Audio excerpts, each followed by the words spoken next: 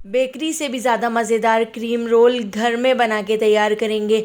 ना ही तो इस क्रीम रोल को बनाने के लिए हम मोल्ड का इस्तेमाल करेंगे और ना ही ओवन का। तो हम इन मज़ेदार से क्रीम रोल को घर में पतीली में बना के तैयार करेंगे।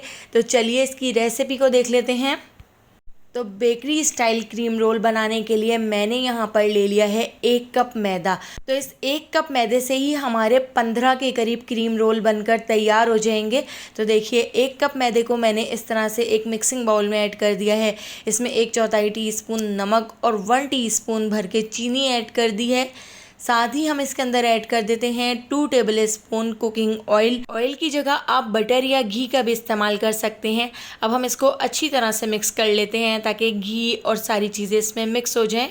अब इसके साथ ही मैं इसमें थोड़ा थोड़ा पानी ऐड करती जाऊंगी और इसका हम एक डो बना के तैयार कर लेंगे।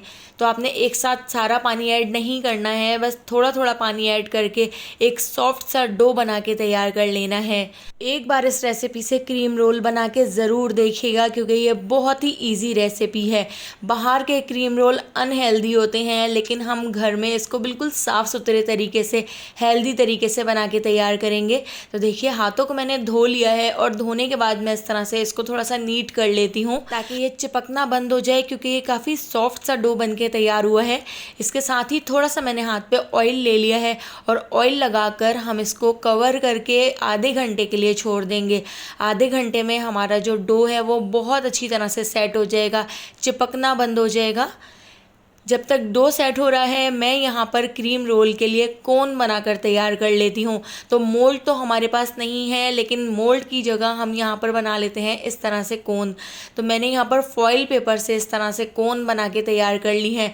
तो छोटे छोटे से फॉइल पेपर को मैंने स्क्वायर शेप में कट करके इस तरह से इसकी कोन बना ली हैं।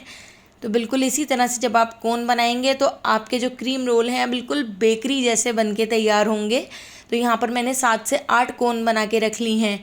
अब हम आटा चेक कर लेते हैं। तो देखिए आटा भी हमारा बहुत अच्छी तरह से सेट हो चुका है।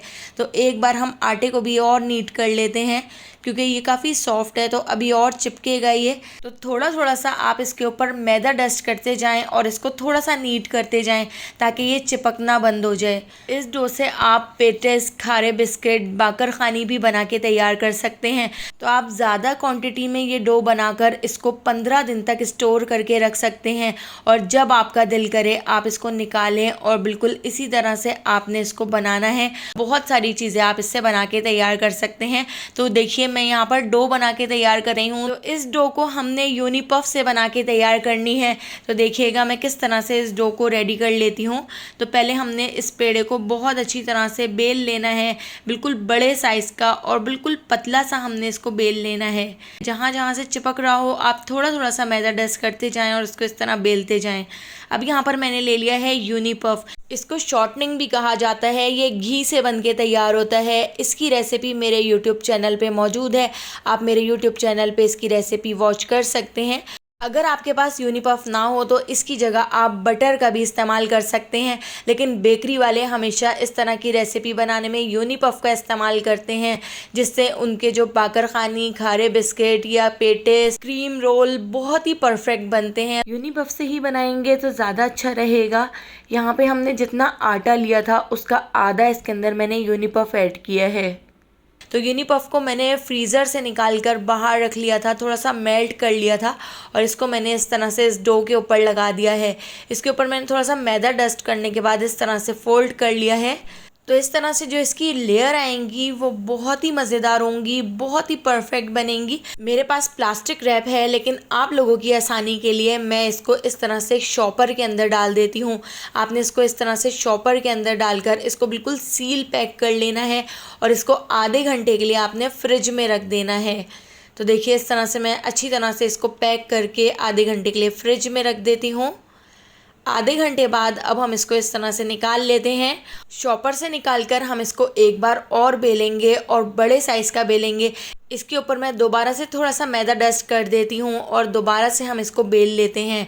इस तरह से जो आपने बड़ी सी रोटी बेलनी है और इसके ऊपर मैदा डस्ट करना है और दोबारा से फोल्ड करना है, तो इस तरह आपने ये चीज़ 3 बार ज़रूर करनी है।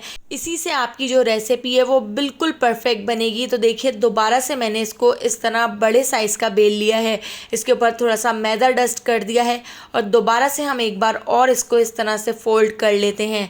तो ये सेकंड टाइम मैं फ़ोल्ड कर रही हूँ। इस तरह से फ़ोल्ड करके हम दोबारा से इसको शॉपर में करके फ्रिज में आधे घंटे के लिए रख देते हैं। तो जब आप 3 बार इसको इस तरह से फ़ोल्ड करेंगे और इस तरह से फ्रिज में रखेंगे और दोबारा से निकाल कर आप इसको बनाएंगे तो आपकी रेसिपी बहुत ही अच्छी बनेगी, बहुत ही अच्छी लेयरिंग होगी। तो 3 बार मैंने इस तरह से इसको फ़ोल्ड करके फ्रिज में रख दिया था और उसके बाद अब हम इसको बना के तैयार कर लेते हैं। तो इसको आधा कट कर लिया है और इस तरह से मैं इसका एक बड़े साइज़ का पेड़ा बना लेती हूँ।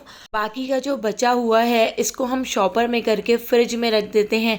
इससे हम पेटीज बना के तैयार कर लेंगे बाद में। इसको हम 15 दिन तक स्टोर करके रख देते हैं, ये बिल्कुल भी ख़राब नहीं होगा। अब जो हमने पेड़ा बना लिया था उसको हमने इस तरह से बेल लेना है। इस पेड़े को हमने बड़े साइज़ का बेल लेना है, लेकिन बहुत ज़्यादा पतला नहीं करना है।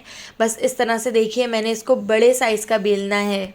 अगर ये थोड़ा थोड़ा सा चिपक रहा हो तो आप इसके ऊपर थोड़ा थोड़ा सा मैदा डस्ट करते जाएं और इस तरह से आप इसको बड़े साइज़ का बेल लें। तो आप देख सकते हैं मैंने इसको बहुत ज़्यादा पतला तो नहीं किया है, ये थोड़ा सा थिक है। इस तरह से अब हम इसकी कटिंग कर लेते हैं ताकि साइडों से कट करने के बाद इसकी जो फिनिशिंग है वो बहुत ही अच्छी तरह से हो सके। उसके बाद अब हम इसको 1-1 इंच की स्ट्रिप्स में कट कर लेते हैं। तो देखिए इस तरह से मैंने इसको छुरी की मदद से कट कर लिया है। तो दोस्तों यहाँ पर मैं आपको याद दिलाती चलूँ, अगर आपको मेरी रेसिपी अच्छी लग रही है तो लाइक करना बिल्कुल भी मत भूलिएगा, और अगर रेसिपी अच्छी नहीं लग रही है तो आप इसको डिसलाइक भी कर सकते हैं। अब हमने फॉइल पेपर की कोन ले ली है और इसके ऊपर हम इस तरह से इसको फोल्ड करते जाएंगे, इसके कॉर्नर से इसको मिलाते जाएंगे और इस तरह से हम इसकी कोन बनाते जाएंगे। तो देखिए कितनी परफेक्ट हमारी कोन बन के तैयार हो रही हैं। वीडियो में आप देख सकते हैं कितनी अच्छी कोन बन रही हैं। तो बिल्कुल बेकरी जैसी कोन हमारी घर में ही इसी तरह से हम बना के तैयार कर सकते हैं। तो यहाँ से दूसरी स्ट्रिप मैंने ले ली है और इसको मैं इस तरह से चिपका कर हम थोड़े बड़े साइज़ की इसकी कोन इस तरह से बना के तैयार कर लेते हैं। तो देखिए यहाँ पे हमारी एक कोन तो बनकर तैयार हो गई है। बिल्कुल इसी तरह से हम सारी कोन बनाकर रेडी कर लेंगे। तो मैंने यहाँ पर 7 से 8 कोन बनाकर तैयार कर ली थी। ये क्रीम रोल बच्चों के भी बहुत ज़्यादा फेवरेट होते हैं और बच्चे हमेशा ही ज़िद करते हैं इन क्रीम रोल को खाने की। तो बेकरी के बजाय आप घर के क्रीम रोल इस तरह से हेल्दी तरीके से बच्चों को बना के दें तो बच्चे बहुत शौक़ से खाएंगे और बहुत ज़्यादा खुश हो जाएंगे। तो देखिए सारे क्रीम रोल को मैंने बेकिंग ट्रे के ऊपर रख लिया है। इसके नीचे मैंने बटर पेपर लगा लिया था। बटर पेपर ना हो तो ऑयल से ग्रीसिंग करने के बाद थोड़ा सा मैदा डस्ट कर देंगे तो आपकी बेकिंग ट्रे भी रेडी हो जाएगी। तो इस तरह से देखिए अब मैं इसके ऊपर लगा देती हूँ अंडे की जर्दी। तो अंडे की जर्दी भरकर हम इस तरह से इसके ऊपर लगा देंगे। इस तरह से हमारे जो क्रीम रोल हैं उनका कलर बहुत ही अच्छा आएगा। एक पतीली को मैंने 15 मिनट पहले प्री हीट करने के लिए रख दिया था। इसमें हमने नमक ऐड कर दिया था। नमक ना हो तो नमक के बगैर भी आप बेकिंग कर सकते हैं, लेकिन नमक के साथ ये बिल्कुल ओवन वाला काम करता है।